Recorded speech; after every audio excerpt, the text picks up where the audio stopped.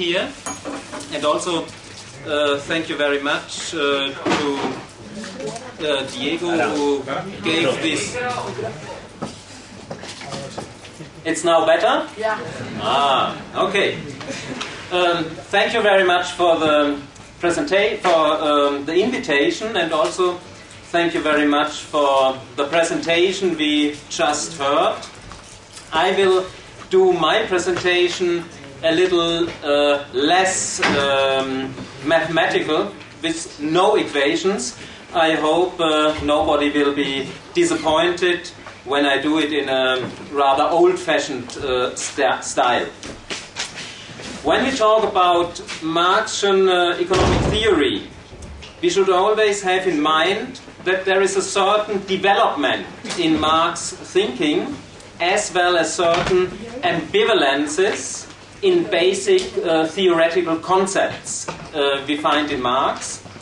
And therefore, I will speak at first about the main stages of Marx theoretical development, and after this I will talk more excessively about ambivalences, about problems in some fundamental concepts which are important for Marx. But now at first, the main stages. Let's begin with 1844, the famous economic philosophical manuscripts. They are centered around philosophical conception of the essence of human being, and capitalism is considered as an alienation from this essence. At this time, Marx had little knowledge on economic theory and the historical development of capitalism. The second stage starts in the year 1845. Marx criticized Feuerbach, the philosopher who inspired him a lot in the first stage. In 1845, Marx wrote the thesis on Feuerbach, and together with Engels and also, as we know today, some other authors, German ideology. And this also was a self-critic of his writings of 1844. From now on, Marx claimed empirical investigation should substitute philosophical speculation. But at this time, this only was a program. It was not something realized. The next stage covers the second half of the 1840s, the year from 45 to 49.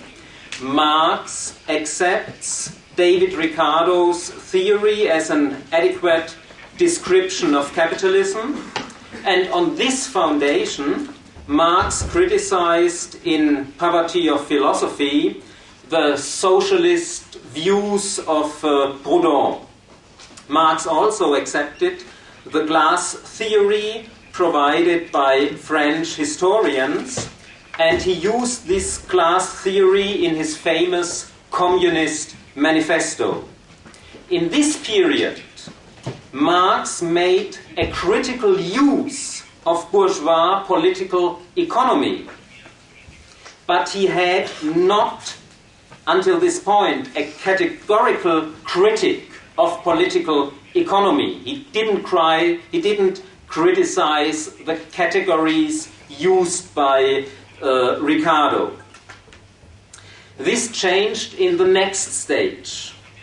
In the year 1849, Marx was forced to emigrate to London, and this was a lucky event for the development of his theory. London at this time was the best place to observe capitalism.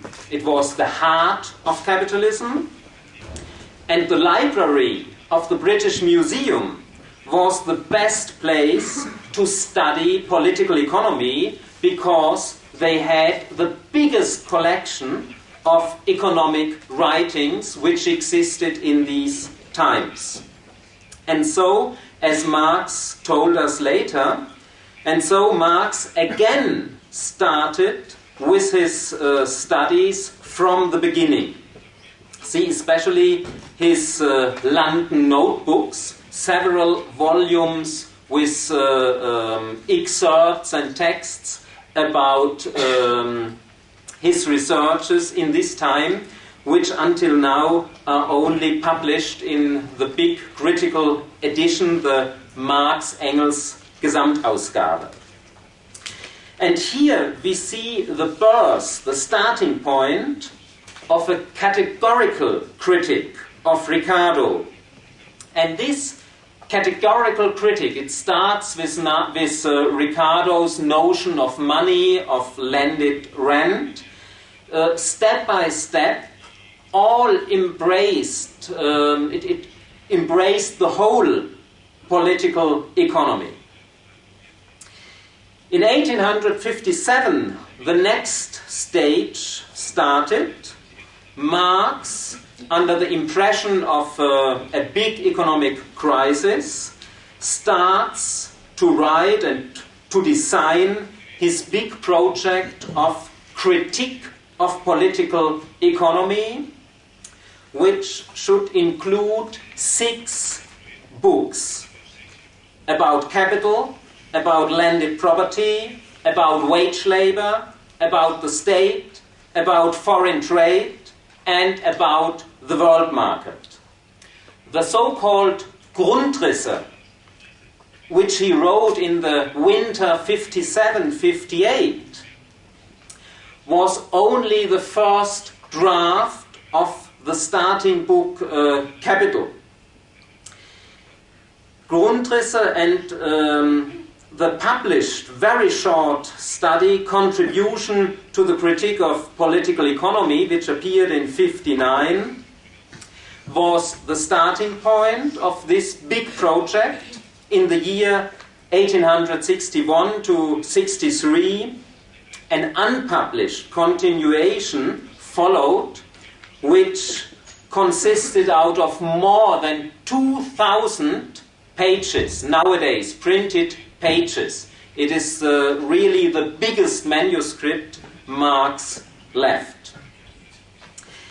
In the year 1862-63, Marx shortened his original plan, this very big 6-book plan.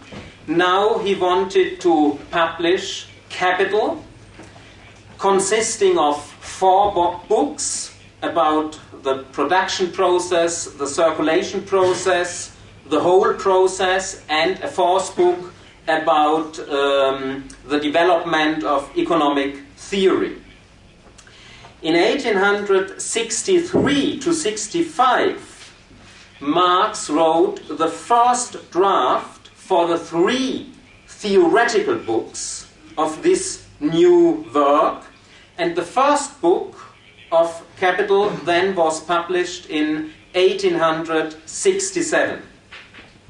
A considerably reworked second edition appears in the year 1872 to 73, and when we now look on value theory in this last edition, which appeared in Marx's lifetime, we can see that there is a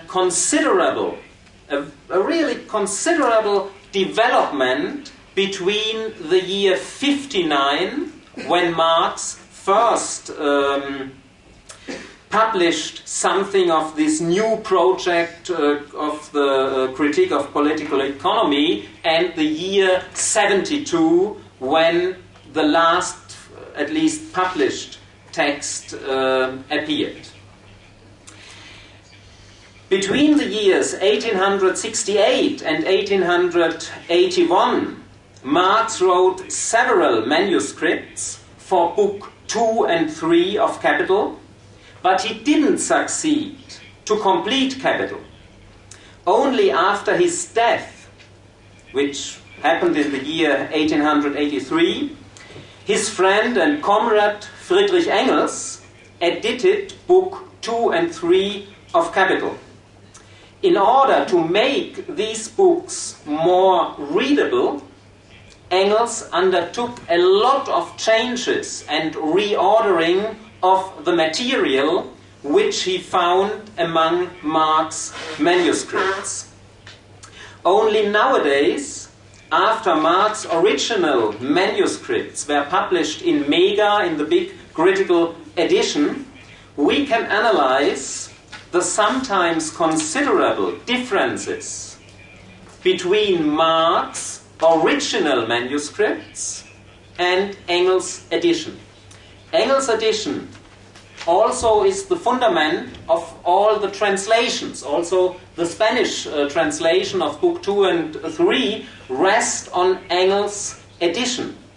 But especially when we want to discuss Marx's theory of credit in the third volume of Capital, I think we should look in the original manuscript of Marx, which until now, unfortunately, is only presented in German in the critical edition. This would be, I think, a big task to translate at least some decisive parts of Marx's original manuscripts and not again and again to work with the edition of Engels, which is altered, which has changed a lot the original thoughts of Marx.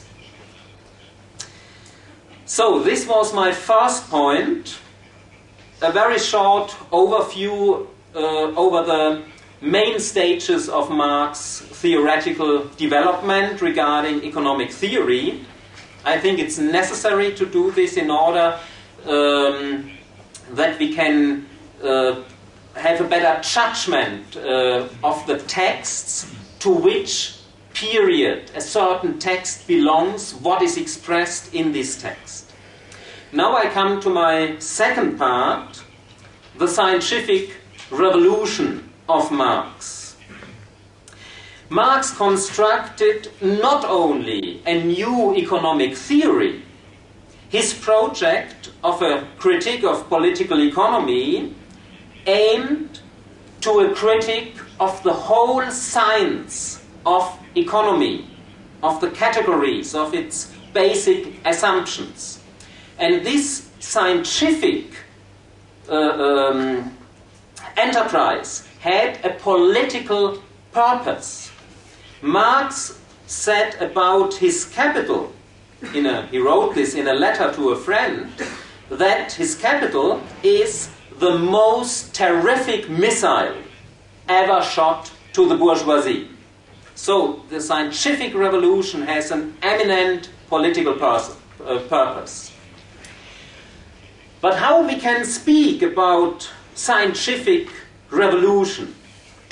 What does this mean? What this term scientific revolution really means? It is a new approach, what Marx delivers to us. It is a new approach which includes a break with a theoretical field, the basic assumptions which were taken for granted, and which gave the foundation for different economic theories operating in this field. So, when I speak about scientific revolution, I mean not only that Marx criticized certain theories. His critique was much deeper. He criticized the theoretical foundations which opposing theories have in common. And this critique, I think, was so deep that it applies not only to the classical political economy of the 18th and early 19th century, it also applies to the neoclassical theory which emerged in late 19th century and which developed in 20th century, long after Marx died. But his fundamental critique still holds, still you can apply it. This break with with a certain theoretical field, I tried to abbreviate in the way that I focused on four main points, four main basic assumptions with which Marx broke. First assumption, anthropologism. It means the idea that there is a certain essence of human beings from which we can understand human action. The essence which is assumed in political economy is human being as a person who exchanges. Exchange, already in Adam Smith, is a basic human attribute. Since 1845, Marx criticized such assumptions, not only the assumption that humans are exchangers, but the whole thinking in essential attributes as speculation. Marx criticized the whole way of thinking in essences. Second point, individualism. With individualism, I mean the idea that society and economy is conceived as an expression of individuals and their action. Not social relations, but individuals are the foundation to understand society. This is the idea expressed as well in classical political economy, as well in neoclassical economy. They start with the individual behavior. Marx opposed to this. In Grundrisse, he clearly recognizes that society doesn't consist out of individuals, but out of social relations which define positions for the individuals. In order to understand society, we cannot start, is Marx's proposition, we cannot start with the individual, we have to start with social relations. Third point, empiricism. The basic idea of empiricism is that social reality, economy, and society are perfectly transparent. You can understand everything by a careful protocol of empirical facts and relations. There is nothing to reveal, there is nothing hidden. You just have to observe very clearly. Marx also opposes to this point. Nevertheless, he estimates empirical investigation, no question. But empirical investigation cannot provide us with everything we need. Marx analyzed fetishism, mystifications. Fetishism and mystifications disguise structures. So there is something to reveal. There is an inner structure of capitalism which cannot reveal just by precise empirical observations. And therefore only empirical statements are not enough to reveal these structures. And the fourth and last point of this fundamental break Marx executed, the fourth point is ahistoricism. In bourgeois economic theory, there is historical development, but only in very superficial moments. The basic structures of economy for a bourgeois economist are always the same, either natural, in the sense of a market economy, the market as the natural state of affairs, or artificial. when the market is distorted. But there is not a development of modes of production or something similar. This we can find only in Marx. Marx distinguishes several different modes of production. And he distinguishes certain different social formations which cannot be reduced to a common basic structure. So Marx also criticized this basic ahistoricism of bourgeois theory. So this was very short, a sketch what means that Marx did a scientific revolution.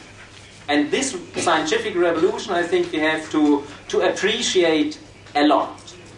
But nevertheless, and this is my next point, we can find a lot of ambivalences in Marx's economic theory. In every complex scientific text, you can find ambivalences, ambiguities, unclear points, which allow different interpretations. But there are different types of ambivalences. Some of the ambivalences happen just by accident.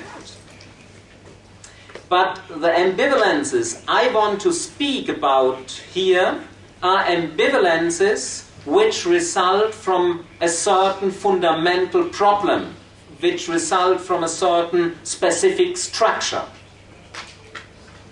The decisive ambivalences of capital exist not by accident, they are the consequence of deeper problems. Some of these ambivalences are rooted in the specific character of Marx's capital. The specific character of Marx's capital, that Marx's capital, on the one hand, is a scientific revolution, a break with the theoretical field of classical political economy, what I just tried to make clear. But this scientific revolution, this break, was not completely executed by Marx. At some points of his presentation, Marx stuck to the field he broke with at the same moment. At the same moment there was a break, a revolution, and also he stuck to the field with which he broke. Therefore, we can find in the same text of Marx two opposing elements, two different discourses. These two sides are not clearly separated. We cannot say this chapter expresses a scientific revolution and this chapter is sticking to the old field. These two sides constitute two discourses which are always present, which interfere with each other in different ways, and which give reason to distinct interpretations. And above all, these two discourses give also reason to specific problems in the argumentation of Marx himself. Diego, in the first presentation, spoke a lot about the so-called transformation problem, transformation of value in production prices. And I agree with him that this problem in the history of Marxist discussions played a crucial role. Often it was used as a weapon against Marxist ideas, against Marxist theories. And Diego tried to present a mathematical solution of this problem. I have a quite different view of this problem. I cannot show it here. I did it in another book I wrote, Die Wissenschaft vom Wert, the Science of Value, I try to show that this problem, this transformation problem, occurred because of this interference of two discourses. The transformation problem is not a necessary problem in Marx theory. It is the result of that Marx, on the one hand, broke with the theoretical field of the classics, but that he didn't execute this break completely. And so Marx had much better tools to cope with the problems than he did in Volume 3. But this is another point. Perhaps we can come to this in during the discussion. Now I want to illustrate the basic problems we find in Marxian theory by focusing on value, on the money commodity, and on capital and crisis. So let's start with value theory. The most important theoretical achievement of Marx, the basis of his whole critique. Here, the ambivalences I already mentioned start with value, value form, and money. These issues, value, value form, and money, also were very hard for Marx to cope with. We can imagine the difficulties Marx had when we consider how many versions exist of these basic theoretical foundation. Between 1857 and 1872, the period of his major work, we can find not less than 7 distinct variants of presenting value, value form, and money. Every variant showed some other details. They are not just reformulations. Every variant shows how Marx proceeded, how he tried to solve some problems, and how sometimes he was caught in some new problems. There is also not the time to describe these 7 variants in detail, so I just want to abbreviate my thesis that in Capital we can find elements of 2 distinct approaches to value. We can find what I would call a substantialist, naturalist theory of value and a monetary theory of value. The substantialist theory of value relies value to the single commodity and the labor which is needed to produce this single commodity. César, in his introduction, already refused this single commodity theory, and he did very well from a scientific point of view. But in Marx's texts, we can still find some hints for such a substantialist theory. It's not only misinterpretation, it is a part of these ambivalences. But above all, we can also find a social determination of labor, of value, which comes not only from the socially necessary labor time, which Marx stresses among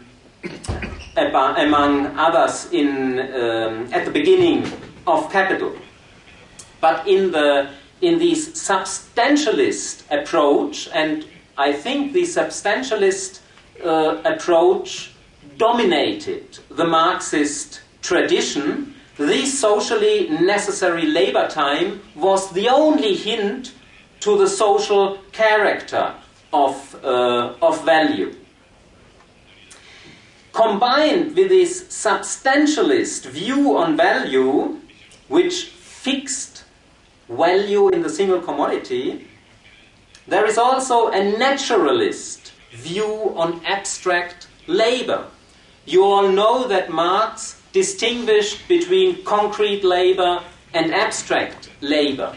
Concrete labor, the labor we can observe, the labor of a carpenter, of a craftsman, of a tailor. Abstract labor, labor as such, which we cannot observe. And of this abstract labor, Marx speaks also in Capital, or he named this labor as labor in the physiological sense, expenditure of brains, nerves, muscles. And this is true. Every labor process needs an expenditure of brain, nerves, and muscles. But the question is, can these general attributes of labor really determine the social entity called abstract labor? I deny, I don't think it is possible. But this substantialist and naturalist approach to value, it dominated in the Marxist tradition. And these approaches don't really leave the theoretical field of classical political economy. They are a certain improvement of classical economics, but they don't constitute a scientific revolution, not such a break as I told you before. A real break, a real scientific revolution, we can only find in the second approach Marx delivers to us, a non-substantial theory of value and an anti-naturalist determination of abstract labor. We can find this as well as in his early small book, A Contribution to the Critique of Political Economy. We can find this in some subject, in the subchapter on value form and commodity fetishism in Capital. And especially we can find this non-substantial theory of value in a manuscript Marx wrote in winter 1871 to 72, when he changed from the first edition of Capital to the second edition of the first volume of Capital. This manuscript, I think it's very important in order to understand Marx's really specific notion of value. Also, this is unfortunately published until now only in Mega, in Marx Engels Gesamtausgabe. Some quotes are in my introduction to the critique of political economy, which was translated by César, and a much bigger part of this manuscript I used in my commentary to the beginning of Marx Capital, which is also under translation thanks to César. And then you can read the most decisive part of this manuscript also in Spanish. What does this manuscript tells us? In this manuscript, Marx gives a commentary to himself. He acts as his own commentator. And he says that in his own presentation at the beginning of Capital, there is the appearance as if we could speak of a single commodity and the value of a single commodity. But strictly spoken, Marx states, this is wrong. Value and commodity only exist when there is a relation of at least two commodities. In this manuscript, it is said, if coat and linen are exchanged, then they are, quotation, they are reduced to an objectivation of human labor as such. But with this reduction, we may not forget, and now again a quote from this manuscript, we may not forget that none of it has such value objectivity for itself, but each of it has it only insofar it is a common objectivity. Outside their relation to each other, outside the relation in which they are considered as equal, neither coat nor linen possess value objectivity or their objectivity as congealed quantity of human labor as such. From this follows, again a quotation, a labor product considered isolated as such is not value, nor it is a commodity. It only becomes value in unity with another labor product. End of quotation. What Marx states here has important consequences.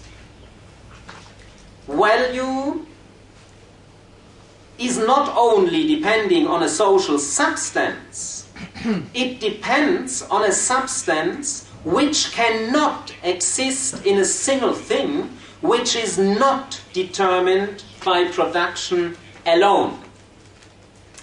This in parenthesis, because I speak here in a faculty of philosophy, is a notion of substance which refuses a whole tradition, a whole philosophical tradition of discussing substance starting with Aristotle.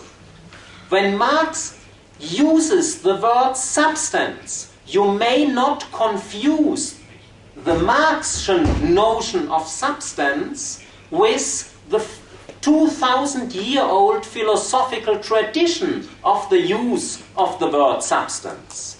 But this only in parenthesis, because we are here at the Faculty of Philosophy. Marx had big problems with this special kind of substance, and therefore, in Capital, he used a lot of metaphoras. The metaphors of Capital are not a question of style. They are important for the content.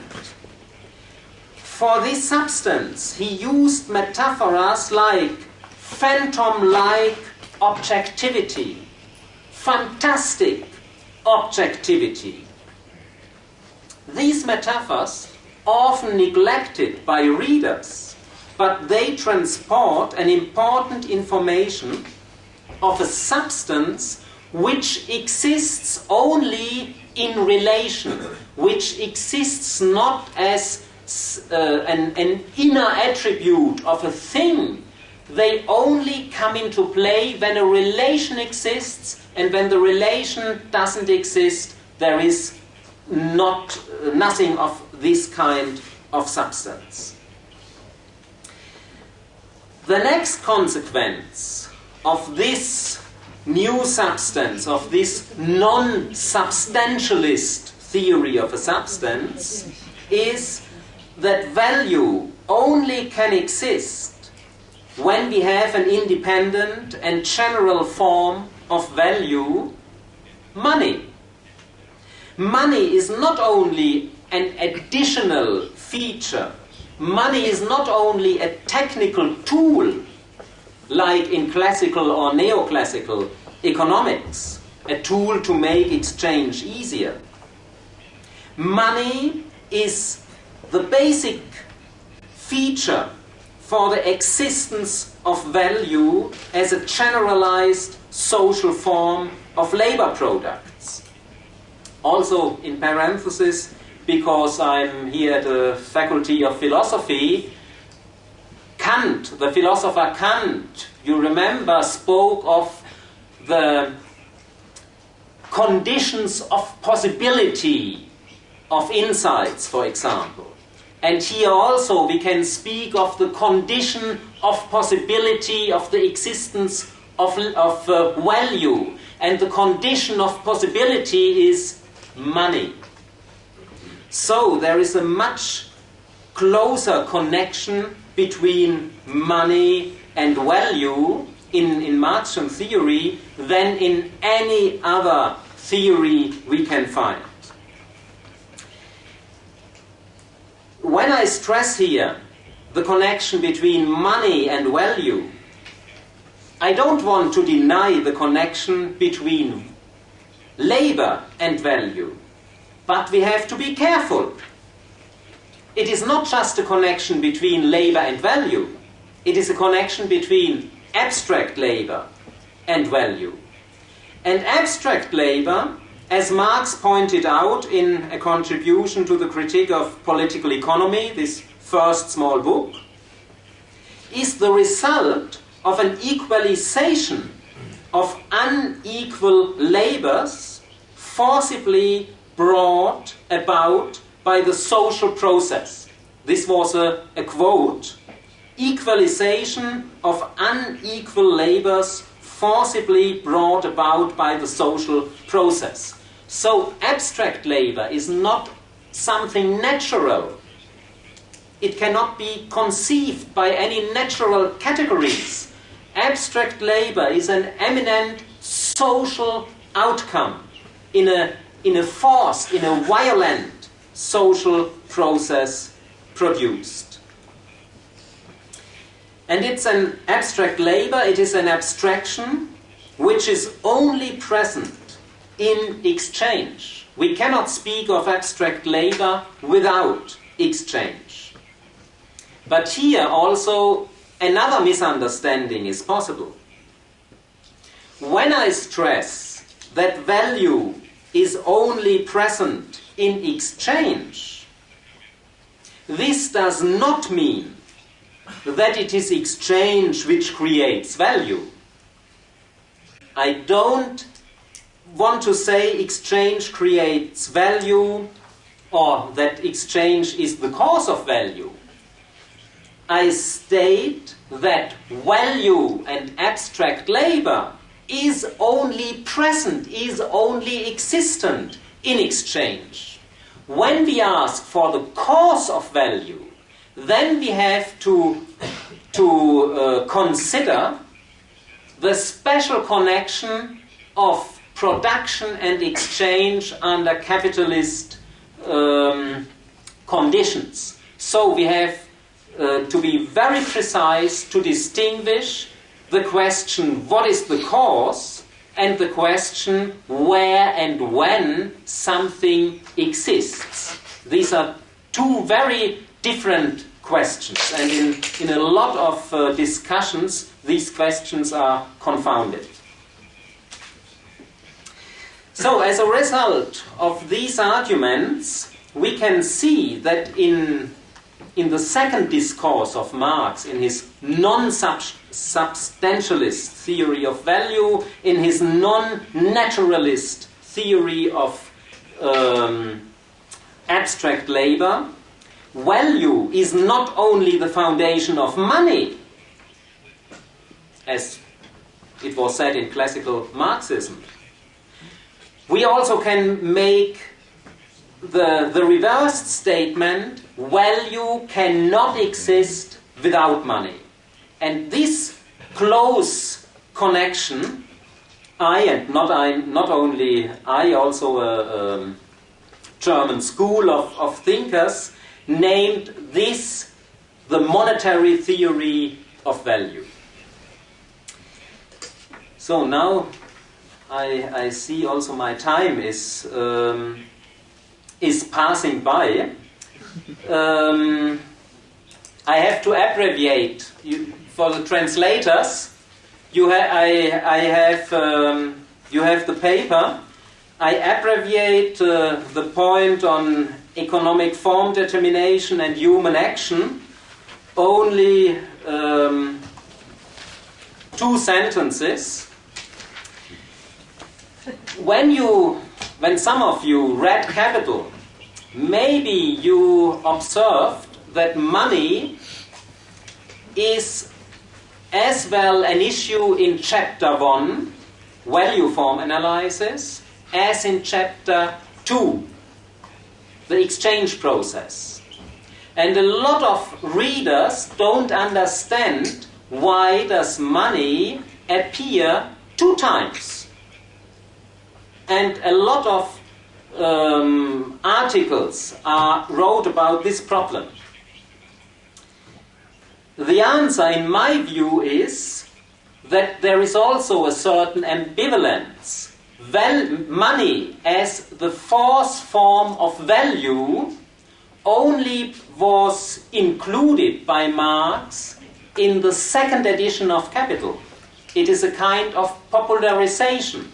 From a strict strict scientific point of view, money belongs only to Chapter 2. Why? In Chapter 1, Marx is analyzing the form determinations of commodity. He is not analyzing the action of commodity owners. The first sentence of Chapter 2 starts with commodity owners. We have to look for the commodity owners. So Chapter 1 has to do with form analysis. And there only we can analyze the general equivalent form, but not money. Only in Chapter 2, where Marx is analyzing human action executed according to the form determinations, there we can analyze money. So this ambivalence, this distortion Marx did in order to popularize Capital, distorts the clear distinction between Chapter 1 and Chapter 2, which we can find in the 1st edition.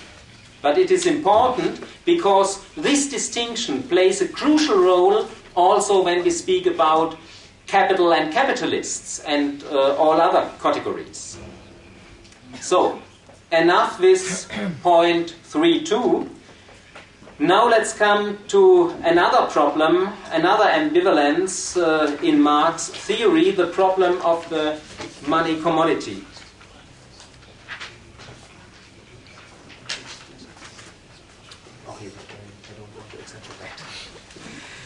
The problem of the money commodity. Marx, in value form analysis, tries to show the necessity of the money form, and he presupposes from the beginning the existence of a money commodity. For the 19th century, this was true. Gold, in some countries, silver was the money commodity, and the paper money only was a representative, a substitute of the money commodity.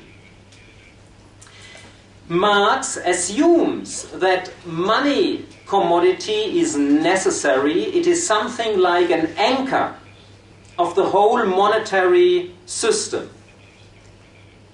If this concept would be correct, that money commodity is so necessary, we couldn't understand the contemporary monetary system with Marxian categories, because the present monetary system doesn't depend on a money commodity, neither legally if you remember, in the year 73, the Bretton Woods currency system was abolished, and this was the last time where currencies were fixed to gold. So since the year 73, there is no legal connection to a money commodity, but there is also no real connection to a money commodity. There is not a special money commodity nowadays. Nowadays, central banks possess some gold, but they possess this gold just as a historic relic. And since years they try to get rid of it by selling small portions, which will not lead to crash the gold price. But this gold of the central banks is no money commodity. So, if Marx was correct that a money commodity really is necessary, then nowadays we would have big problems to use Marxian theory to understand the contemporary currency system. But fortunately, Marx was not correct. What Marx has demonstrated in value form analysis in the first chapter of Capital was the necessity of the money form. There must be this third thing to express money. But he didn't demonstrate that the bearer, the material bearer of this form, indeed must be itself a commodity.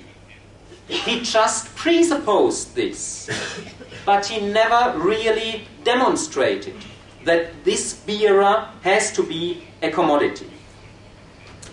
In the first edition of Capital, Marx even gives a hint that it is not necessary that this bearer is really a commodity. In this first edition of Capital, Marx spoke about the relation of commodity and money, and he stressed that money is a very special universal, a very special general term. He said in this first edition, money is a universal which exists as an individual. Strictly speaking, this is crazy. An universal which exists as an individual. And Marx illustrates this craziness. He used a very impressive picture for this. Marx wrote, it is like a very special zoo where you can find beside the concrete lions and tigers and birds also that animal walking around on four legs. That animal, this universal, that animal as an individual besides the other individual animals. This is the relation between money and commodities. Commodities are the commodities are the concrete expressions of value. Money is value in general, also as an individual, and this is impossible. So from this example, we can go one step further. When we want to have a zoo where that animal is walking around, what can we do? We have two possibilities. Either we choose one animal, let us say the lion, and say, okay, the lion is not only an animal, a concrete animal, the lion is also the animal as such. This is the one possibility when you choose, for example, gold, a commodity, and say, this is money. The other possibility in our zoo is just to take a plate with a big A on it and say, this plate, this is the animal as such. Because both, neither the lion nor the plate can really be the animal as such. They only can represent the animal as such. And this is the same thing with money. Money is a representation of value as such, and this representation can be done by a commodity, but also it can be done by some papers, by some plates. There is no necessity for a money commodity. This becomes even more clear when we argue on the level of credit theory. There, Marx also observed that the money commodity is an obstacle for capitalist credit relations, but Marx couldn't imagine that it would be possible to abolish this money commodity. But he presented all the arguments why it is necessary to abolish them. So also we can proceed on the level of the first volume. Everything is possible. Money commodity or a non-commodity as money. At the level of the third volume, the non-commodity character of money becomes essential.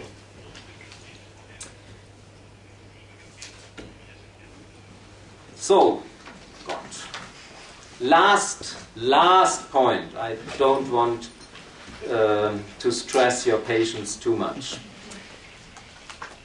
The monetary or the non-monetary character of capital and crisis. This is also a certain ambivalence we can find in Marx. In chapter 4, in the first volume, when Marx at first deals with capital, we can find a certain kind of monetary theory of capital, not only in his famous formula, money, commodity, money, or more money. We also can find this, the way he describes this process of valuation, that it needs money as an independent expression of value. But in Capital, in the book Capital, the connection between money and capital is distorted. What does Marx wrote in the fourth chapter of Capital, after analyzing simple circulation, what César before already described? Marx argues at the beginning of chapter 4, we also find another form of circulation. He argues as if the capital circulation, this money, commodity money, is just something which is found empirically. Because of this, to the readers in Capital, it cannot become clear what is the connection between the first 3 chapters and the rest of the book, and many readers, as César already told you, interpreted these 3 chapters as a kind of description of pre-capitalist social relations. This is wrong. Also wrong is an idea which is also in discussion nowadays, an idea of market socialism. The idea we could have a market with money, with commodities, with plants run by workers' associations which compete at the market but without capital. Marx, in his earlier writings, in Grundrisse, in Urtext, gives us rather good theoretical arguments that there is a strong connection between money circulation and capital circulation. You cannot have the one without the other. It is similar to his critique to Proudhon. Proudhon's idea of socialism was to have commodity production without money. Marx showed you cannot have commodity production without money. They are connected. But there is a next step. You cannot have money circulation, without capital circulation. And this necessary argument Marx dropped in Capital. And so, in some respect, unwillingly, he promoted such ideas about market socialism, which he never accepted. So now really the very last point, I announced as last point, capital and crisis. Now I finished with capital. Let's speak about crisis. Crisis for Marx is a very important feature of capitalism. And also nowadays this we see how important this feature is. We can observe a deep crisis of capitalism. Bourgeois economics tell us crises are accidents. Maybe Mr. Greenspan did the wrong measures in United States or others, and therefore we have a crisis. In opposition to this, Marx tells us that crises are necessary in capitalism, that capitalism only can survive, only can proceed by crisis. Economic crises are not accidental to capitalism, they are very essential features. But how to find a concept about crisis? What is the true analysis of crisis? The most arguments about crisis we can find in volume 3 of Capital. And volume 3 of Capital, as I already mentioned, was edited by Engels, and Engels changed rather considerably some presentations given by Marx. Engels had not the idea to change the content of Marx's arguments. Engels' idea was to produce a book which is easy to read for the readers. But by this, he fixed some open problems which are open in the original manuscript of Marx, but in Engels' edition, the problems seem to be fixed. And one of these problems is crisis theory. In volume 3 of Capital, we can find some remarks, some attempting remarks of Marx regarding crisis after Marx gave an analysis of his famous law of the profit rate to fall.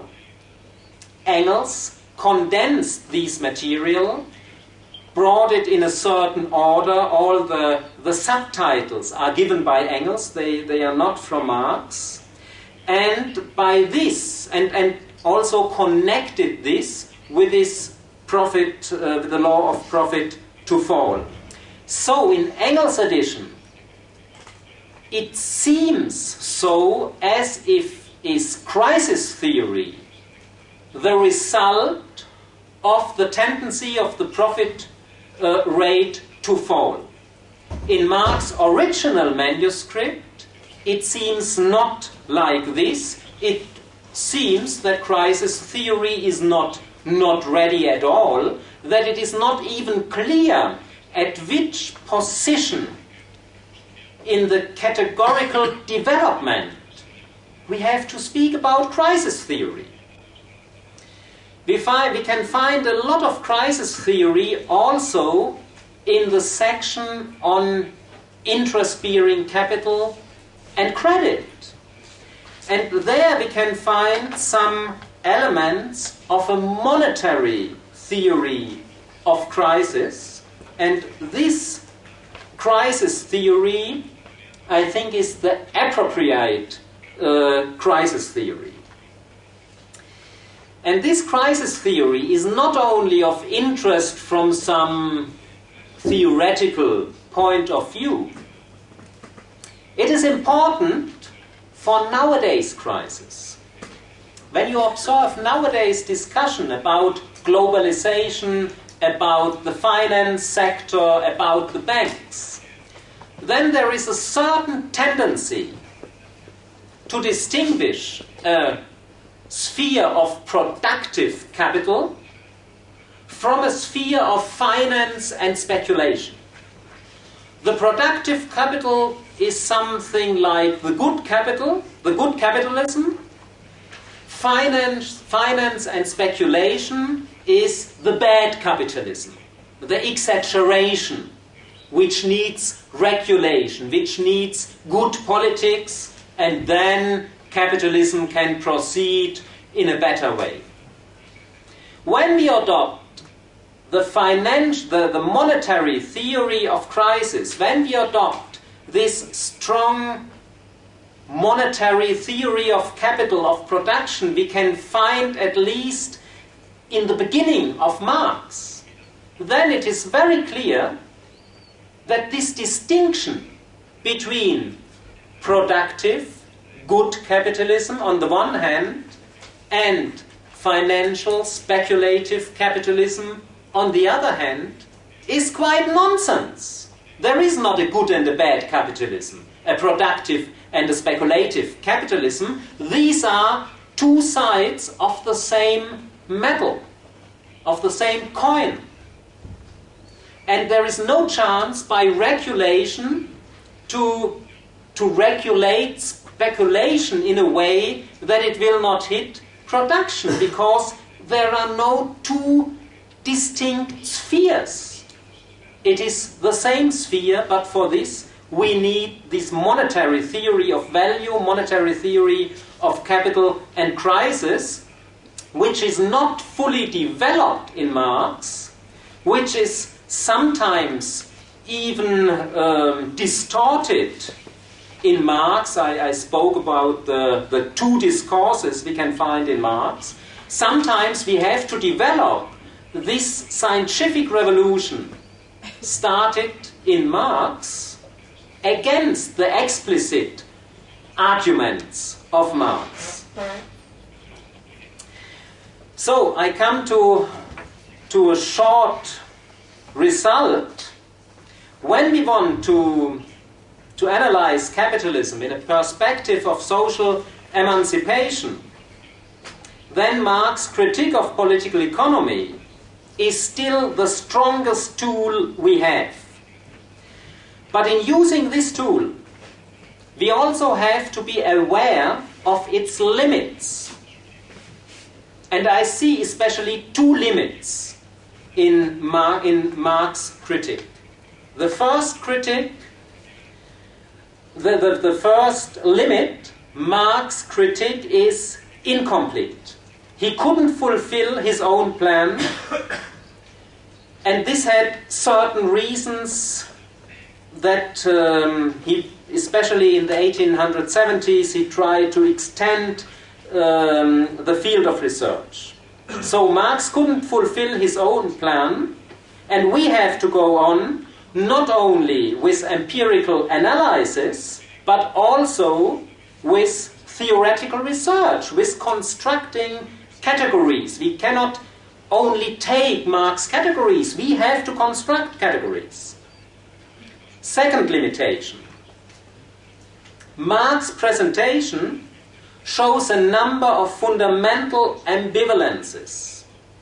These ambivalences we have carefully to discuss to criticize and to remove.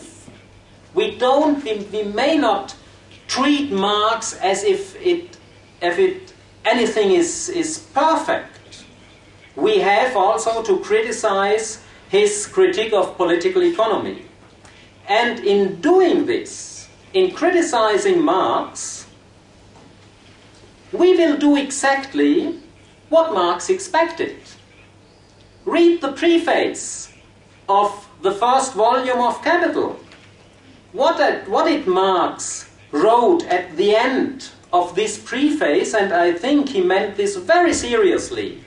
Marx wrote there, "Every judgment of scientific critique is welcome to me." He didn't see his own work as finished, as perfect. He expected critique.